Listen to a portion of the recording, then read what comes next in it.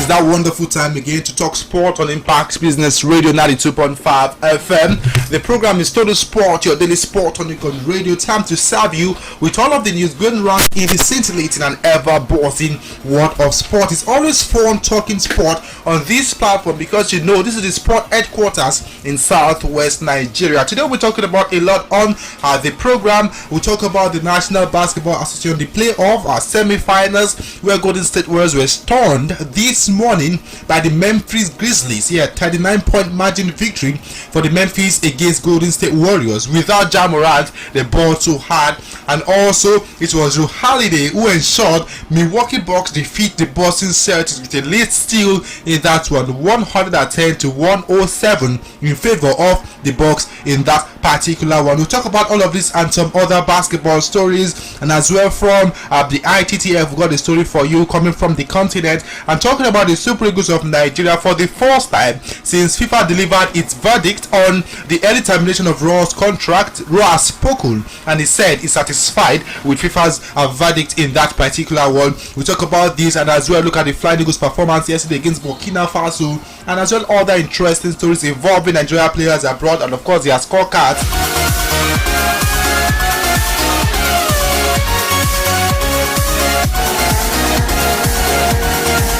About Victor Osimhen, the reason why he was excluded from the list. We'll talk about that on the program this afternoon. Remember some games we have played last night in the English Premier League, and brother for Man City, 5-1 thumping, drubbing of Wolverhampton Wanderers.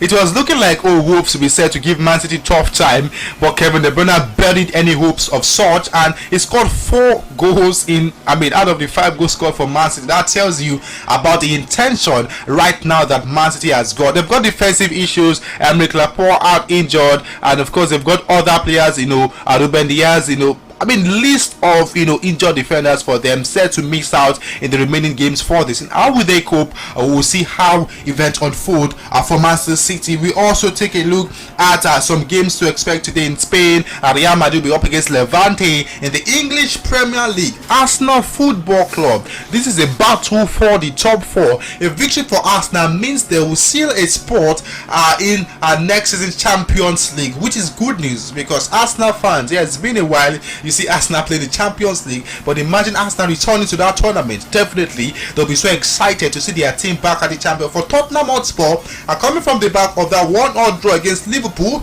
they want to get a win against Arsenal. We'll look at the preview, players that could start, players that may not even play in that game. We'll talk about all of this on the program. Welcome once again. It's Total Sport on Ibr92.5 FM. I am Kenny Bamidele.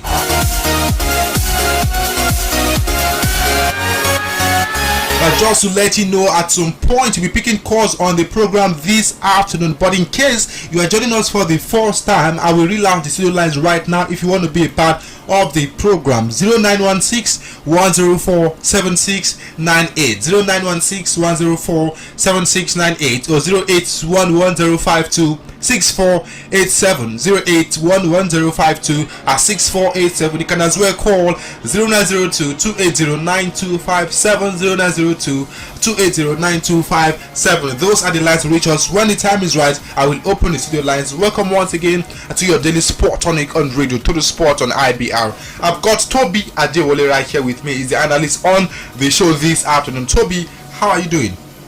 Good afternoon, Kenny. Good afternoon, sports fans. It's nice to be here to talk sports in a beautiful way. We saw a buffet of football activities, and the English Premier League is finally winding down. We saw some terrific results yesterday. We saw some not too surprising results yesterday also too. Manchester City rolling over Wolverhampton Wanderers, even though Wolves they thought they could actually give in a fight when they got their equalizer, but it was a Kevin De Bruyne show from start to finish. And I think Manchester City, they already have one hand on the English Premier League already. So it's one hand or not all hands? Well, until final match day, but I still want to give football fans the honor of actually still letting them know that the Premier League is not a dead rubber yet. That's the reason I'm still saying Manchester City, they have one hand on the Premier League. Okay, let's see how that one goes. If City can really ensure they get the title at the end of the day. Well, it's looking likely. I think somehow if they can get 3 points their next game, then realistically it's actually over for Liverpool, because they have to score 10 goals in order to so it's looking like City we get the Premier League title. Good one for City. No FA Cup, no Champions League, no Carabao Cup, but they want to stick to the English Premier League title. Let's start from the National Basketball Association. Total Sport on Ibr92.5 FM.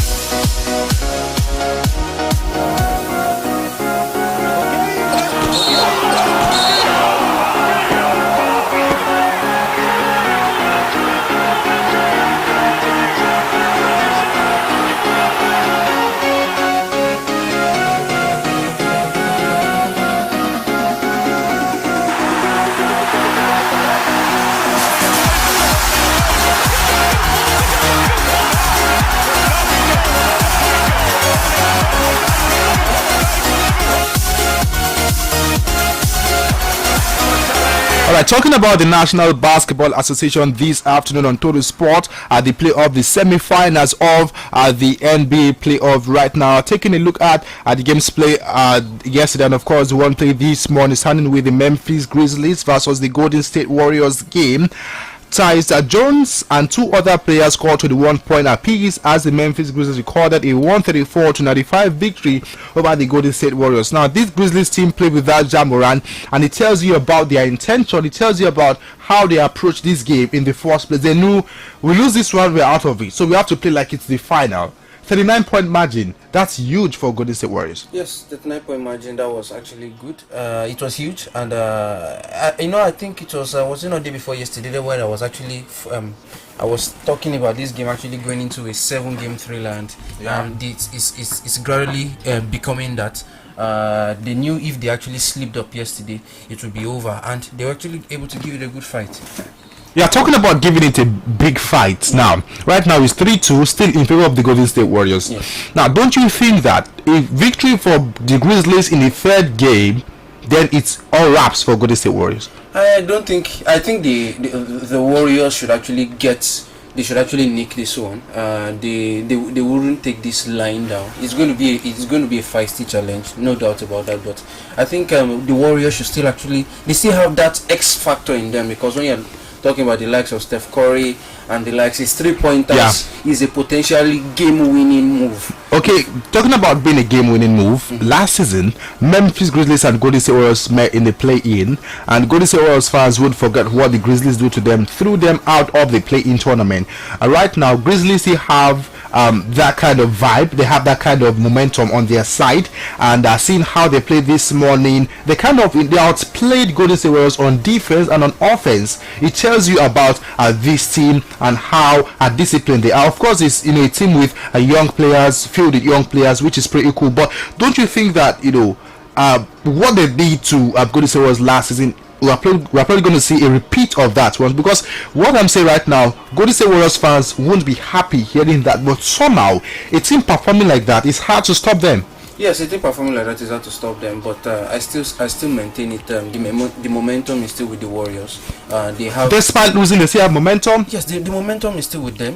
When I say momentum, when you're talking about the firepower and the likes, though they actually blipped, but they should still have the momentum is still rolling over or getting over this challenge, because at the end of the day, if you're a champion, you're being a champion doesn't actually it's more or less as how you react to challenging moments. Okay. Being a champion doesn't come easy. Definitely. When it's not looking like you win, just try to grab that victory. Exactly. That's champion what stuff. Champion stuff is made of. All right, let's look at the other game between Milwaukee Bucks and, of course, the Boston Celtics. It was Milwaukee Bucks who won that one 110-107. And Giannis Antetokounmpo, your guess is as good as mine, dropped a game high 40 points.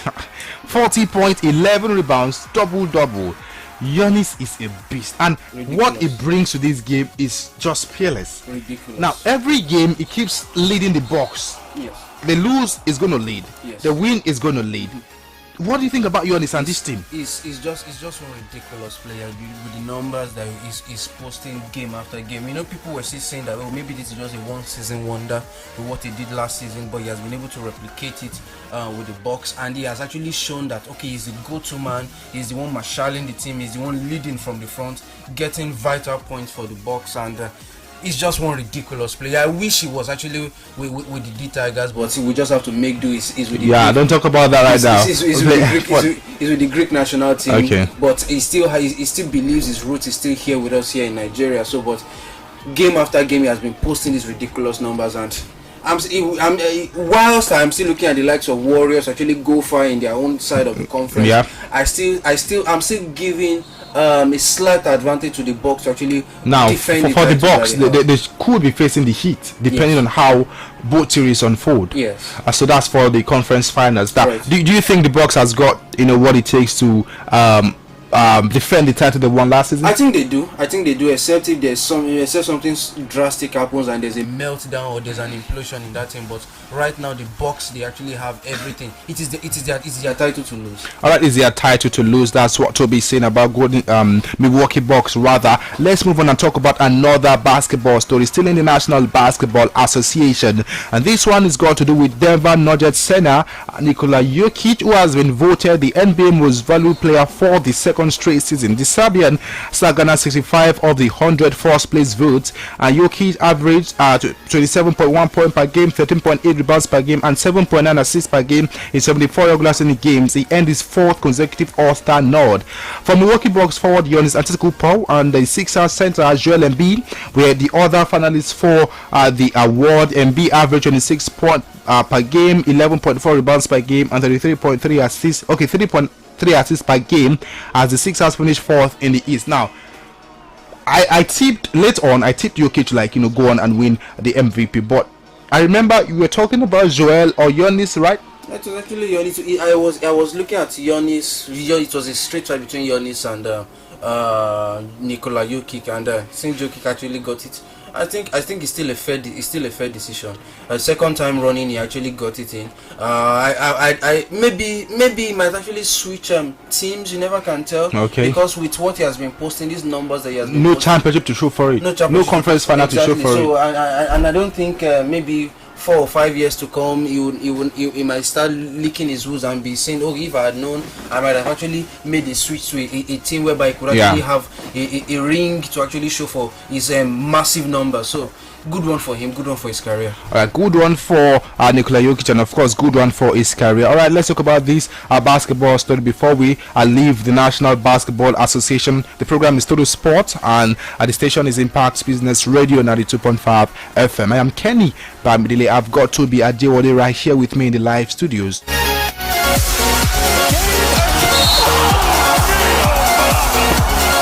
Alright, Brooklyn Nets general manager Sean Marks said yesterday the franchise has not made a decision on whether to extend guard Kyrie Irving's contract should he opt of his player option for the year 2022-2023 season and seek a long-term extension. Marks emphasized that he made a mistake predicting last year they would agree to a long term with Irving and James Harden, which did not happen. So maybe because of what happened during the playoff right now, he's not sounding confident on keeping Kyrie Irving for a long time. Alright, let's move away from that right now and talk about ITTF World Championship taking place in Lagos. Now, Nigeria, Ghana, and of course 8 other nations have been confirmed for the Western Region qualifiers for the 2023 ITTF Championship, and it's going to take place in Lagos from the 19th of May to 21st of May. The 23 World Championship will be the second time in Africa. I will be hosting a tournament, as the city of Durban in South Africa was awarded hosting rights in 2020 at the ITTF AGM. In the same year, 4 events are team men and women, singles men and women will be jostled for the tournament, with Nigeria's Real One Akombi facing familiar foes in the top players from Cote d'Ivoire and Ghana. 2-time regional champion Fatima Bello of Nigeria will also be open to retain the title she won in Abidjan and of course Lagos in 2019 and of course 2021 respectively. That is how it's looking like for the ITTF Championship set to take place here in Nigeria, Lagos precisely. Let's come down to football right now. Talking about some football stories from the local scene.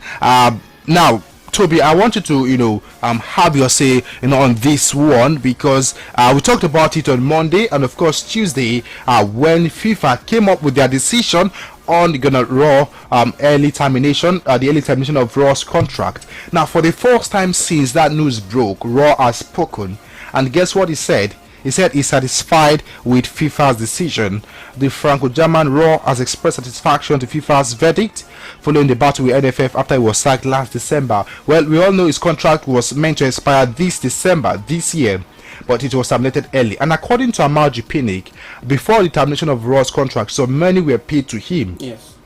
So now, the amount of money paid to Raw, was it for the compensation for the termination of his contract, or the fee remaining for the 1 year left in his contract? Now, what is really happening? Have the NFF failed to explain to FIFA what really happened and how they paid Raw some amount of money before the termination of his contract? Well, I think we still need clarification with this story, because according to an unnamed source at the NFF, the compensation that FIFA said or told the NFF to pay Ghana Raw, I think they told Ghana, the NFF to pay a certain fee, but according to the unnamed source at the NFF were even claiming that this money has already been paid to Ghana Raw even before it even took the NFF FIFA to actually for this wrongful or untimely breach of the contract. So in the coming days we would actually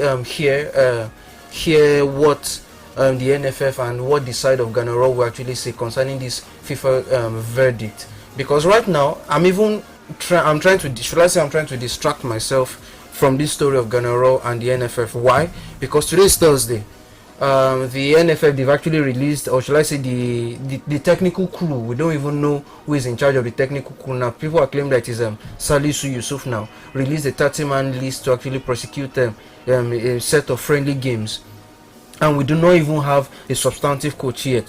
Another source within the NFF actually said today, Thursday. Yes, that was Amutajero Pinnick who confirmed it. Exactly, that we should have a new Super Eagles coach today by Thursday. And this is 25 minutes gone past 3, and so, we are yet to get a new coach. And assuming we are using the Nigerian standard of the civil service, whereby work closes by 4 p.m. So you are saying that before, in 34 minutes time, when work closes officially, within that 34 minutes time, are we going to say we will have a substantive coach for the Super Eagles? Or in the midnight? Oh well, we'll wait and see. Anything can happen when it comes to football in Nigeria. Definitely. It has been a roller coaster of emotions for us. This is not the first time that we are drawn to controversies, and sadly this will not be the last time, but I just hope we'll get our acts right. And that's our prayers. We hope to get out of this situation, because that amount of money is too much for the NFF. And I'm not saying he's satisfied. Well, what do you expect him to say? That's some big amount of money. I really wouldn't blame him too. He actually had a contract. The NFF through the sport ministry insisted, even long before Ghana Raw was actually excused from his job role. He had a cold war or a running battle with he and the sport minister Sunday Dare, and it was we knew it was a relationship heading for the rocks, and sadly just had to part ways. With them. All right, now still sticking to that story, because the director of communication of the NFF, Amutajero, has shed more light on the World Football Governing Body, the order for NFF to pay Raw some compensation there. And now he said, the NFF spokesman said the federation had already agreed to pay the coach a major chunk of the cash before FIFA's intervention. Now there have been some agreement. Now, if there is an agreement on the ground, then FIFA shouldn't even have said anything, at least for now, waiting until the whole event unfold. Now, adding that the part of the money would also be used to pay Raw's assistant bonuses. Now, according to him, the $300,000 was a 6-month pay that NFF had earlier agreed to pay him. Even before he went to FIFA, the remaining $78,000 was the bonuses due to his assistants. You get? So who were not paid when Raw got his. That's according to Amutajero. So now somehow the blame shouldn't be on the NFF. Well, you really can't say the blame can be on the NFF. The FIFA only acted on what was placed in front of them by Raw. Why not wait until the NFF comes in with theirs? Well, we really cannot say if the NFF actually tabled tabled their own side of the story, because True. Gennaro was actually the one felt aggrieved. He took his case to FIFA. Pinnick said they have to appeal that. Yes. So we really cannot, we cannot understand this line of communication that actually goes on when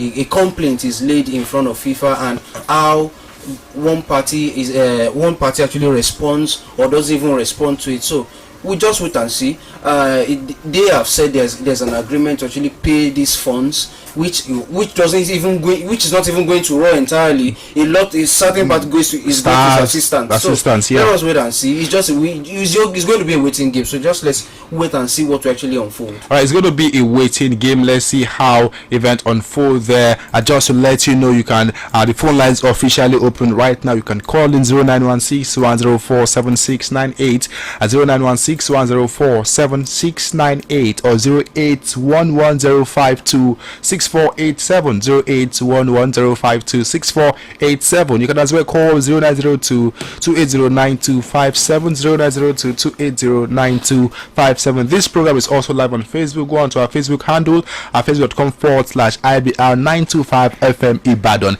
If you want to watch the program live, remember to also share the video. Right now we have to pay some bills. Through Sport returns shortly after this break. Look, there's no easier way to say this. Slow internet is bad for business. So, if you want what's best, get the Airtel Smartbox Outdoor Unit for SMEs. Indeed, do business at internet speed of up to 200 megabytes per second with the Airtel Smartbox Outdoor Unit for SME and enjoy instant access to other amazing offers. Dial 1010 toll free or send an email to airtelbusiness@ng.airtel.com to get started. Airtel, the smartphone network.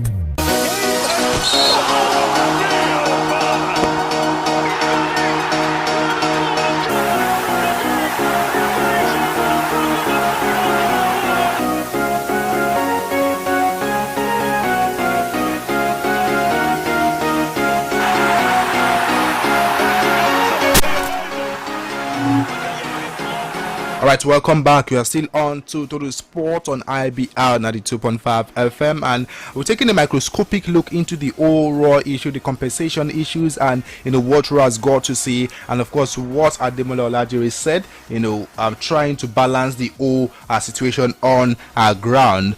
So what is your final decision on that, Toby?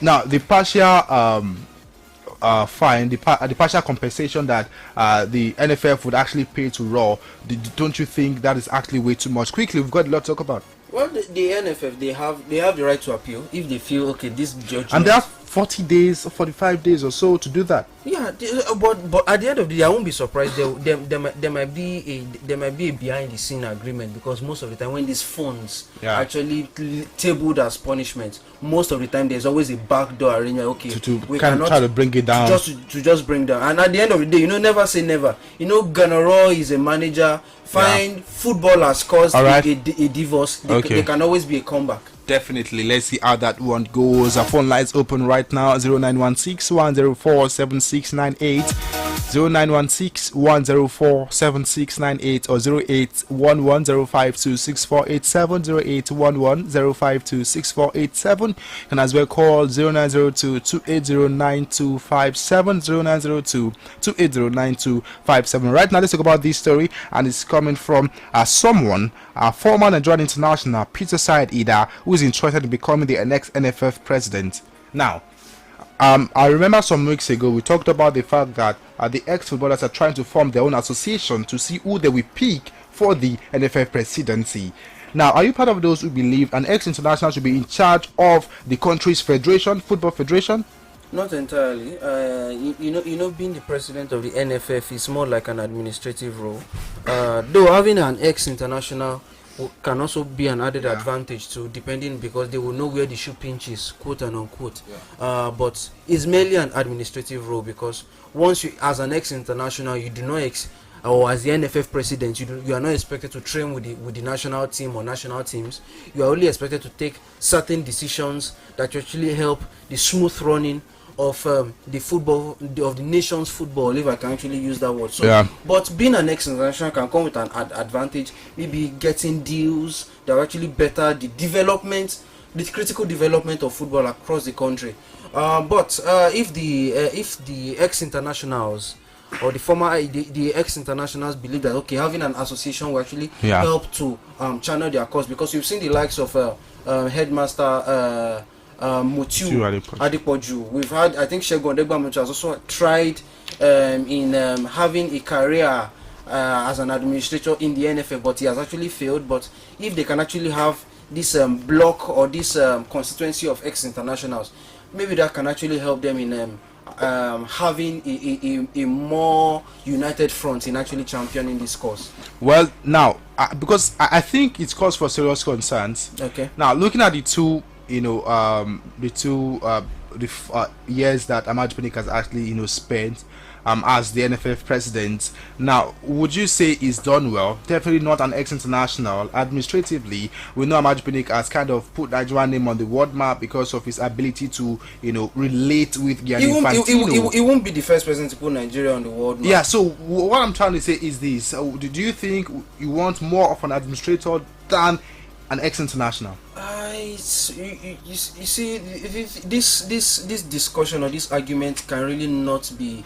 It cannot be on. You cannot say it's a for and against, because right now, if you are saying that okay, we want an administrator, of course there will be advantages of having a core administrator. Definitely there but will. If you're also looking at having an ex-international, there will also be advantages of having a core ex-international. But I would say we need someone that can more or less combine the roles of okay, knowing what footballers need and having the core responsibilities of an administrator. But if you want me to actually give a scorecard of Amaju Pinnick's time at the NFF, I would say he has been underwhelming. Yes, underwhelming. And now you would ask me why I said he has been underwhelming. He came in with a lot of promises. During his time, we saw a lot of sponsors come in. He came when Nigerian football was more or less at crossroads, whereby we failed to qualify for the Nations Cup. We failed to qualify for. We have a call. Let's pick this call. Hello, good afternoon. Hello, good afternoon, sir. Good afternoon to you. What's your name and where are you calling from? Yes, I'm Benedict, calling you from Oluwala. Oh, Benedict, welcome to the program. Yeah, I just want to say about that our game yesterday. I was very excited. That's all the way. All right. I was very happy with the scoring goal yesterday. Okay. All right. Don't worry. We'll still come to that. Thank you very much, Benedict, for that one.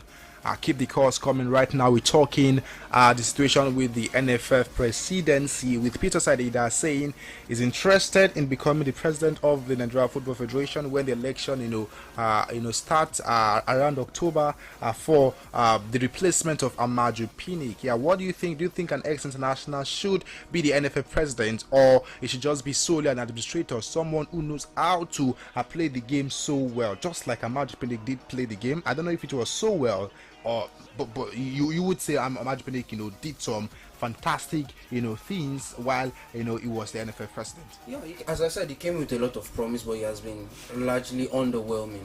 Look at underwhelming. Yes, underwhelming. The reason why I said he was able to convince some players to switch allegiance. That is not just the only. That's not the job of the NFF president, for crying out loud. Somehow, it's not his job, but choosing to do that means. But he has almost put on that garment of being the shall I say a scout, for whereby you see him jetting out. This is someone that wants the best for the country's football. But that is actually one part of why I say of certain things that Amaju Pinnick has done. Look at the deals that he actually had with this sportswear making giant. I don't want to mention it. Look at the deals that he had with this multinational petrol company that's actually bankrolling our national teams and even the Federation's Cup.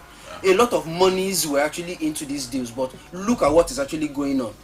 Right now, we do not even know if the Federation's Cup will actually happen this season. And the season is almost over. We are in match day. I think we are in match day 26, 27 or 28 now. Yeah. Look at what is going on. So there are a lot of things that you have expected. Okay, what is the outcome of these deals? Because we hear, even before Ganero even left, it was said that it was more or less, there were backlogs of salaries that were being owed to players, to the coaching crew. The female football is almost non-existent. Okay. We do not, even the female league is there are a lot of More things than why the Super Six coming up. so the more reason why I said his time has been underwhelming. Though you cannot blame Amutajero alone because he actually met these things, but he was actually elected to actually better these things. But right now, as he's leaving, can we say there has been an improvement with what he met? Look at what is going on with was it not early this week? We're talking about the MPFL on TV. Though you might not say it is his road. There's the LMC, but the LMC technically still derives some level of control from the NFF. Definitely. The Nigerian league is not on a national TV. Not to even talk of the streaming platform that was even brought on. And you see last league, season. Kenya league, Zambian league on TV. So the reason why I said it came with a lot of promises, but it has been underwhelming. He could have done a bit better, but I really can't give him the pass. Wow, Toby believes Amutajero has been underwhelming. I don't know what you think out there. Well, you can call in and let us know what you think. If Pinnick has been underwhelming, 0916-104-7698, 0916-104-7698, or 081-1052-6487, 081-1052-6487, 0902-280-9257, 0902-280-9257. Right now, let's talk about Victor Osimhen. And the sought after Napoli striker Victor Osimhen asked to be excused from Nigeria's squad for the upcoming US tour as they try to put the heartbreak of the failure to qualify for the World Cup behind them. Well, we all know it's a target for Arsenal, United and Newcastle. The Napoli's player exclusion from the friendly against Mexico and Ecuador came as a shock, and standing coach Salisu Yusuf named a 30-man squad. Yeah, that was on Tuesday. Looking at, according to a source, the NFF, it was confirmed that Osimhen's choice to miss that it was his choice. He called and he asked us to excuse him for personal reasons. So for those asking, Osimhen is not injured. Why, was he excluded from the 30-man list of players invited for that friendly games against Ecuador and the other team, Mexico? He's saying it was his personal reason. Personal reason?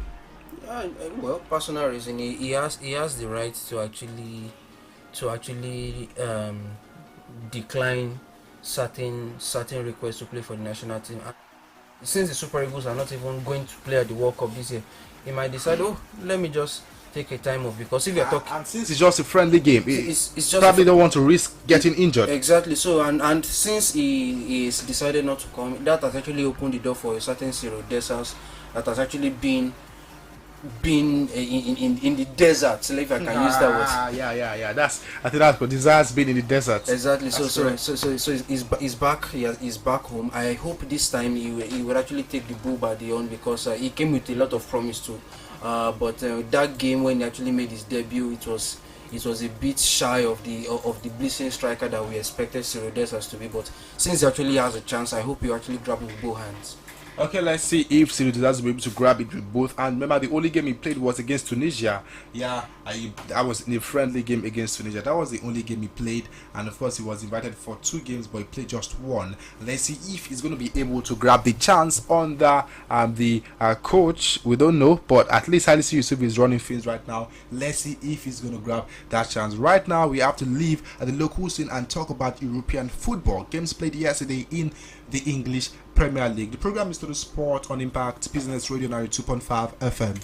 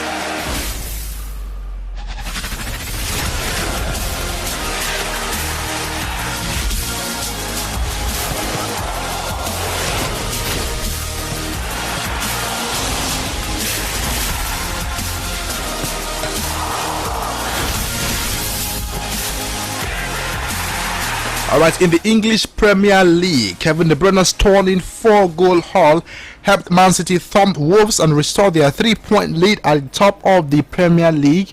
The Pep side now need only 4 points from their final 2 fixtures to ensure they will finish above Liverpool and win their 4th title in 5 seasons. De Bruyne has played a major role in all of those previous trials, but this was an individual display that definitely should rank among the finest of his stellar collection in the shed of Man City. 5-1 against Wolverhampton Wanderers yesterday. Is it all but over for the Premier League title once again? It seems so. It seems that they've got goals advantage, they've got point advantage, they've got 2 games, just win 2, I'll get 4 points and you're done. Definitely. You know, I was telling you this earlier this week when we were discussing about Manchester City's fate, where you were asking that if Manchester City would actually maybe they might drop points against Wolves, and I told you it would be very unlikely with what actually happened to them at the Champions League.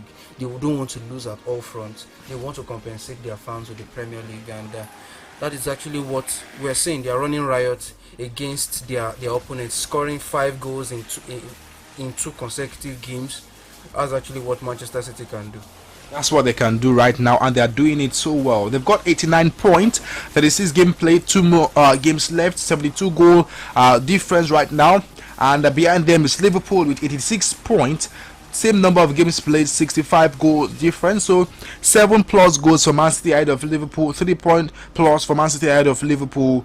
So Liverpool trailing so well right now. And for the Reds, they've got a date with Chelsea in the English FA Cup final, but definitely talk about that tomorrow on the program. And for Chelsea Football Club, they played against Leeds United yesterday and they won that particular encounter 3-0. Comprehensive victory for Chelsea, but at the same time it was a little bit tough for them, maybe thanks to that red card gotten by Dan James. That probably would have been tougher for Chelsea. Bolingoli, Lukaku back on the score sheet again, and what a goal by Mason Mount. It was very good. At least Chelsea right now, they have some sort of insurance with playing in the Champions League next season. Playing against Leeds is never an easy tie. I assure you that. Even with 10 man Leeds on Sunday when they played against Arsenal, you saw that even with 10 men they were able to actually get a goal and actually drag that game till Arsenal was able to skip through over that line with that 1-goal victory, where it ended 2-1 against Wolves. And we saw that yesterday, though the scoreline will not do justice to what actually happened on the field of play yesterday. 3 goals, they still played the man down, even though Dan James actually made a horrible tackle. He shouldn't have gone. That was too reckless. And somehow Chelsea may have to rule the miss of Kovacic against Liverpool. It was a potential leg breaker yesterday, and I was happy that it wasn't more than that. And 3 goals, 3 points. Lukaku gradually building his confidence once again. Yeah, but that goal was so funny. Yes, it was funny. It was funny. I saw clips of that goal again. On another day, Lukaku might have lost that chance. And, you get he was even close to losing. And the stick would have been out. He kept on delaying the shot, kept on moving the ball. Exactly. God save him there. Yes, he did. Because Chelsea fans have been out taking it up for him. Exactly. So Chelsea won 3 against Leeds United yesterday away from home. And for Leicester City, it's another 3-star performance against Norwich City, and Jamie Vardy scored a brace for them in that one, defeating Norwich City by 3-0 for Leicester City there. And right now the top 4 race Chelsea, 2 games left, they've got 70 points. Behind them Arsenal with a game in hand, I've got 66 points. Tottenham also, who will play against Arsenal tonight, I've got 62 points. Now a victory for Arsenal should ensure they make it to the Champions League next season, and for Tottenham they don't want to lose in order to revive any chance of them making the top 4. That is how it looks right there in the English Premier League log. And of course, let's take just some breaking news, and coming from the Basketball Federation. According to the Minister of Youth and Sports, Solidarity, the federal government has approved a 2-year withdrawal from all international basketball activities over the crisis rocking the leadership of the Nigeria Basketball Federation. As coming from NBBF Online. Well, this is actually a not too good one, believe me. It's not good for. Let's talk about this quickly because it's breaking and we have to talk about this. It's not a good one. How about international basketball activities means we'll probably be missing out. Yes, we'll be missing out. I think our World Cup and even AfroBasket and participation is actually in jeopardy right now. I actually envisage this happening now. Sports Ministry supported Mark Igochi. That was another faction in the election held in Abuja. And Musa Kida is still laying claim to his own mandate. Now, don't you think the Sport Ministry just trying to see how they can bring Mark Igochi to the frame, because they never got the support from FIBA after all? I feel, or I felt this shouldn't have actually gone through. The sports ministry shouldn't have actually picked a side. I don't know if we have a court of arbitration for sports within Nigeria. Yeah, we have one in Nigeria. If we do, then what is the job of the arbitration for sports within Nigeria? This is actually where the arbiter should actually speak now and let us know. If you're going to make I think in the coming days we're going to have more stories on this, because Musa Akida, who is the president of the MBBF, as recognized by FIBA, International Basketball Federation. I'm sure if there has been like an agreement between both parties, this probably shouldn't have happened. It's sad, but you know who will suffer most? Ooh. That young boy, that young girl playing basketball, hoping that one day he would actually break out. I tell you, I keep in touch with most of these Nigeria basketball players that plays in the league. In fact, before coming on air this afternoon, I spoke with a First Bank female basketball player. She's not happy that basketball is not. Nobody's happy too. Journalists are not happy. Tell me how this beautiful game would actually